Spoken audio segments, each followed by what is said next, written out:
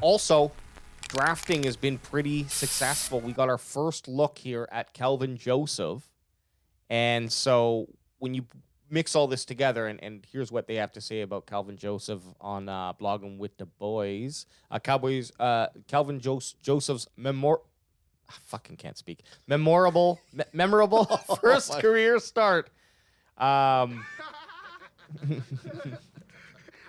So he only allowed 2 yards. He had negative 2 yards. Yeah. He allowed minus 2 yards. So that's, granted, Washington football team at the time isn't really scary at all. Like, they have one good player, but Joseph, for having his first start, he balled out, man. He played really well. Yeah. He actually had a pretty nice stick. I don't know if you have it in the highlights here. It's got to show it. I wish we had this camera right angle. here. Look at this. Boom. That's that -2. That's the only catch he allowed, and he tackled the guy for -2. But that's a great play. When we watch these highlights again, look at this. He sticks with them nicely. The recovery speed is there, and he does that was a catch unless he came up and got his hand on the ball. Watch this, though. He tackles with his arms. Oof. Yeah, he hits. He hits. Well, and you know what? One knock on Trevon Diggs is that he's not a get it in, get dirty type guy, because he grew up as a wide receiver.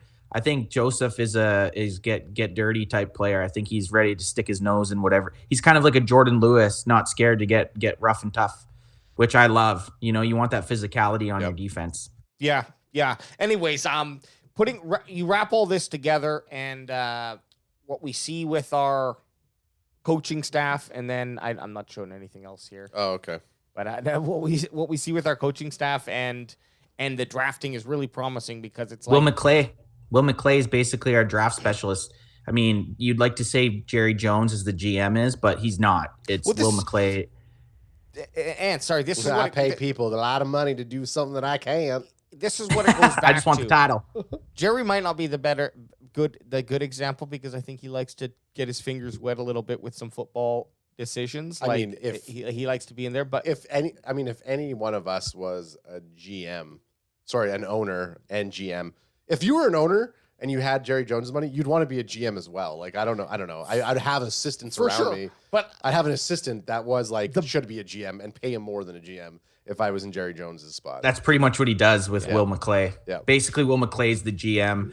It's like you got Jerry Jones with the GM title, but then he's got his son Steven and Will McClay, who are basically in the last 10 years have been the guys that are actually telling. Jerry wanted to draft Johnny Manziel.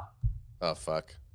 Stephen Jones said, no, we're taking Zach Martin. We're not taking Johnny Manziel. So, right there, if Jerry Jones makes that, that's good. Okay. So that's a Hall of Fame player. This is what I mean, though. You want someone, a good owner, a good president, not a GM. A GM does actually need to have some good decision making in the expertise that they're in. Whereas an owner or a coach, it's like, what does the coach really do? He's not going to be teaching these guys how to play football at this point. It might be things specific within their scheme, but what a coach really is doing is keeping a certain culture that's going to promote the player to learn and push themselves. Like, at this point in those guys' career, they're self-driven individuals, 99% of them. So they need someone there who's going to help see where the fundamentals are incorrect and then help correct them. But so McCarthy not being involved so much in, say, doing anything offense or defensive wise, aside from keeping a culture, and maybe that's why he's survived so long in Green Bay, is because he's the type of guy who can produce a place where it allows football players to achieve their best. He doesn't need to be the one who's actually pushing and pulling the buttons. He just needs to create that umbrella that allows him to do that. Yeah, a lot of people, I think the biggest thing that when we look back at the season, I think one of the there's a couple main things that everybody's saying week to week. It does seem like everybody shits in Mike McCarthy's throat a lot. Even us, we joke about it. He does love the scat. He loves the scat stuff. He's a scat man. He's a scat man. Which was, great soundbite. Great soundbite. Noted. But he, there has to be something to him. He's won Super Bowls. We don't know what it's like to be a player on his team. But I just feel sad sometimes when I see him on the sideline. I can't get mad at him. Like, you know what I mean? I like Mike McCarthy, honestly, Yeah. but I will say once I will pump my own fucking tires here because I don't mind doing that.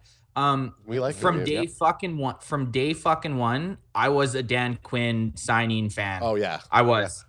yeah. Fucking one. Oh, you don't have that tweet.